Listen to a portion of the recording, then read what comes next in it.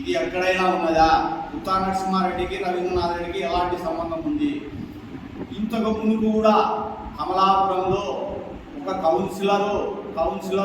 Councillor భర్త తెలుగుదేశం పార్టీలో చేరితే వాళ్ళ పైన రేప్ కేసు, హత్యా ప్రయత్నం కేసులు పెట్టడం జరిగినది. రవీంద్రనాథ్ రెడ్డి గారికి ఈ ఉత్తా నరసింహారెడ్డికి వచ్చే ప్రజాదరణ చూసి భయం పట్టుకున్నది.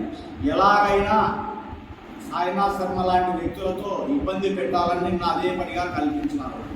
నిన్న చూసిన జనమంతా ఎక్కడ చూసినా కూడా అదే పనిగా వాళ్ళ వీడియోస్ పోలీసులు ఎంటమ్మడి సాయినాథ్ శర్మ, భాస్కర్ రెడ్డి అనే వ్యక్తిని పట్టుకొని పోతా అంటే వాళ్ళ మీద ఎలాంటి కేసు నమోదు చేయలేదు. ఎక్కడో ఉత్తా నరసింహారెడ్డి ఇంటి దగ్గర ఉంటే ఆయన మీద 307, ఉత్తా నరసింహారెడ్డి కొడుకుల పైన కూడా అందరిపైన అక్రమంగా కేసులు పెట్టడం జరిగినది. తెలిస్తే ఏంది తెలిసి విచారించని పోయిన వాళ్ళందరి మీద కేసులు పెడుతున్నారు. ఇది ఎంత దుర్మార్గము! ఇలాంటి కేసులకు ఎవరు తెలుగుదేశం పార్టీ భయపడదు. కానీ ఈ ప్రజాదరణ ఇంకా ఎక్కువైతుంది. వాళ్ళు ఏమనుకుంటున్నారంటే కేసులు పెట్టి ఆయన ఇబ్బంది పెడితే ఇది ఎక్కడన్నా భయపడిస్తే ప్రజలు ఎవరు రారనుకుంటున్నారేమో. ఇంతకు 10 ఇంతలు ఎక్కువ వేసి ఈ వైఎస్ఆర్సీపీ ప్రజలను రాష్ట్రంలో కానీ కమలాపురంలో కానీ అంతం చూసినంత వరకు ఎవరను. ఇప్పటి వరకు దౌర్జన్యాలే ఉన్నది. కమలాపురంలో ఇంతవరకు ఏది రాలేదు. ఇప్పుడు ప్రత్యక్షంగా నరసింహారెడ్డి పైన పెట్టేదానికి తయారైనారు. కాబట్టి ప్రజలు ఈ విషయాన్ని గమనిస్తారు. ఇలాంటి కేసులు పోలీసులే కేసు పెట్టవలసిన, సాయినాథ్ శర్మ పైన పోలీసులే కేసు పెట్టవలసిన పరిస్థితి పోయి నరసింహారెడ్డి పైన పెడతాన్నారు. ఇంత దుర్మార్గమైన ప్రభుత్వం ఏదైనా ఉంటుందా ఇక్కడ? ఇంకా ఉంటుందా?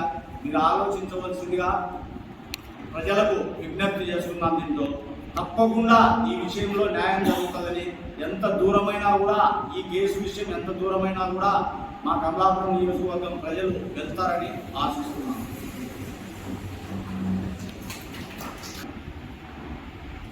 ఈరోజు ప్రత్యక్షంలో జరిగిన సంఘటన గురించి ఈరోజు మేము ఎస్పీటీలో పెట్టడం జరిగిన మా టీడీపీ నాయకులు కలిసి మన నాయకులు ఇప్పుడు ప్రజెంట్ పరిస్థితిని బట్టి జనసేన కూటమి తెలుగుదేశంలో కలిసినప్పటి నుంచి మా కమలాపురం కాన్స్టిట్యూన్సీలో ముఖ్యంగా టీడీపీ పార్టీకి వచ్చే జనాదరణ చూసి ఎమ్మెల్యే గారు ఎట్లా తిరిగి ఏదో ఒక సమస్యలో టీడీపీ పార్టీ మా నాయకుడు ఉత్తా నరసింహారెడ్డి గారిని ఇబ్బంది పెట్టి డైరెక్ట్గా ఇబ్బంది పెట్టేటప్పుడు చెప్పారు.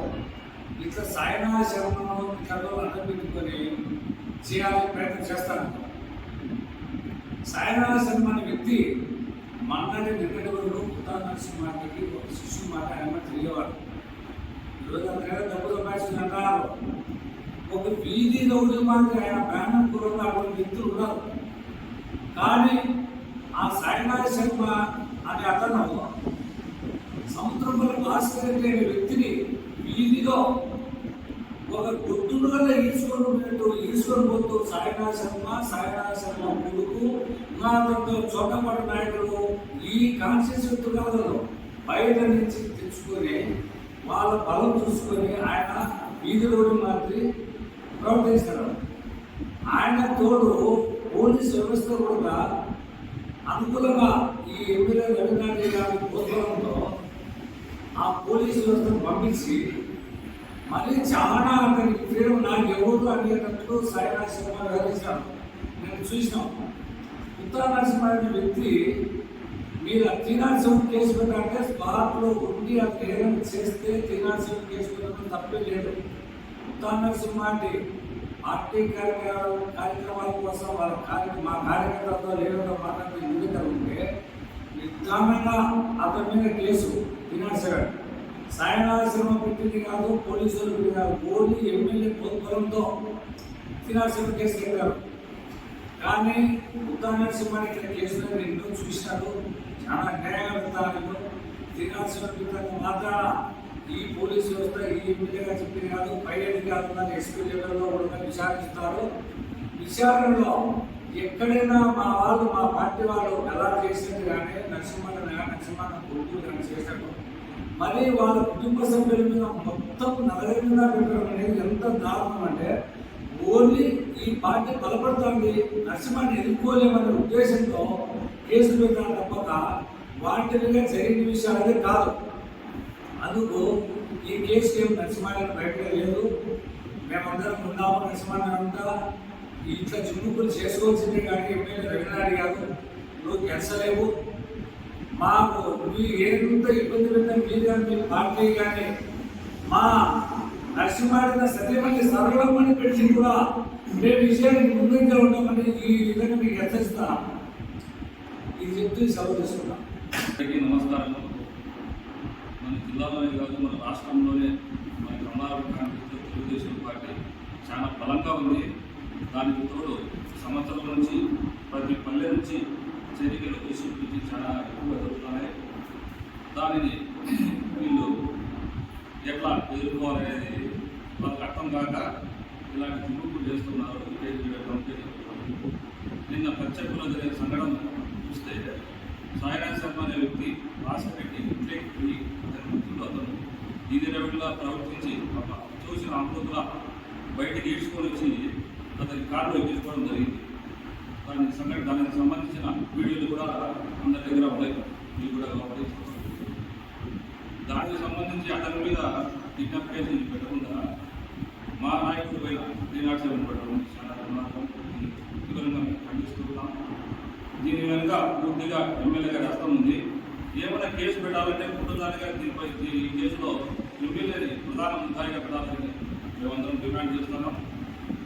మా నాయకుడి పైన పెట్టిన దినాక్షలను మేమందరం ముక్తఖండంతో ఖండిస్తూ మా నాయకుడిని మేము అందరం పూర్తి మద్దతుగా ఉండాలని తెలియజేస్తున్నాం. నిన్న జరిగిన సంఘటన చాలా విడ్డూరంగా ఉంది. సాయినాథ్ శర్మ పెద్ద చెప్పడిలో పోలీసుల సమక్షంలోనే భాస్కర్ రెడ్డి అనే వ్యక్తిని ఇంటి దగ్గరికి వెళ్ళి ఒక గుడ్డు ఈడ్చుకొని వచ్చినట్టు ఈడ్చుకొని వస్తున్నాను. కాబట్టి మా దగ్గర విజువల్స్ కూడా ఉన్నాయి. వాళ్ళ మీద ఎటువంటి కేసులు లేవు. చూడండి, ఇదిగో చూడండి ఎలా తీసుకొని వస్తున్నారో అలా ఉంది. వాళ్ళ మీద ఎటువంటి కేసులు లేవు. ఉత్తా నరసింహుడు అనే వ్యక్తి ఎక్కడా లేడు, ఆ సరౌండింగ్స్లో కూడా లేడు. కానీ ఆయన మీద 307 కేసు పెట్టడము ఎంత హాస్యాస్పదంగా ఉందో మీరే అర్థం చేసుకోండి. ఎమ్మెల్యే గారు పూర్తిగా హింసిపోయి సాయినాథ్ శర్మ దగ్గర ఉండి స్ట్రెచ్చర్ మీద తీసుకెళ్లి కూర్చొని పోలీసుల దగ్గర కూర్చొని కేసు రాపిస్తాడు. ఇప్పుడు ఎమ్మెల్యేకు సాయినాథ్ శర్మకు ఎటువంటి సంబంధం ఉందో ఇద్దరే చెప్పాలి. సాయినాథ్ శర్మ అనే వ్యక్తి 6 నెలల క్రితం వరకు నరసింహాటి వెనుకబడి ఉండి వెన్నుపోటు పొడిచినాడు. రవీంద్రనాథ్ గారు గుర్తు పెట్టుకోండి. ఇప్పుడు నమ్ముకున్న నరసింహారెడ్డికి వెన్నుపోటు పొడిచినాడు. రేపు నీ పరిస్థితి ఇంకా ఘోరంగా ఉంటుందని నేను హెచ్చరిస్తున్నా. జాగ్రత్త. అందరికీ నమస్కారం. జరిగిన రక్షణ గురించి రోడ్డు మీటింగ్ తెలియజేస్తున్నా. ఈయన పోలీసు వాళ్ళకు అక్కడ జరిగిన సన్నివేశం అందరికీ తెలుసు. పోలీసు వాళ్ళు ఎందుకు నిద్రపోతున్నారని నేను అడుగుతున్నాను. ఏం చేస్తున్నారు పోలీసు వాళ్ళు?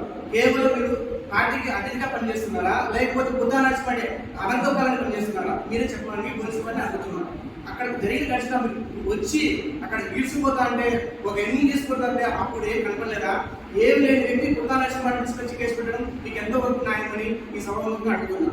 దయచేసి ఇట్లాంటి కేసు మీకు భయపడేదిగా పుట్టాలని అండగా ఉండేదానికి ఈ కమలా నియోజకవర్గంలో ప్రతి కార్యకర్త ప్రతి సైనికులుగా పనిచేసేది మీకు సిద్ధంగా ఉంటాం. మీకు ఎమ్మెల్యే గారు గుర్తు పెట్టుకోండి. అదే సాయినాథ్ శర్మ గారు మా నరసింహ సార్ దయతో ఈ రోజు ఆ స్థాయికి వచ్చినాడు. ఆ దయతోనే వెనుకడికి వచ్చినాడంటే కేవలం నువ్వు ఏం చేయని వ్యక్తికి ఈ రోజు నువ్వు సపోర్ట్గా ఉన్నావంటే నీకు ఎంత వెనుకడికి వస్తుందో ఆలోచించుకోండి. సభ తెలియజేసుకుంటూ ఇచ్చిన అవసరం నమస్కారం.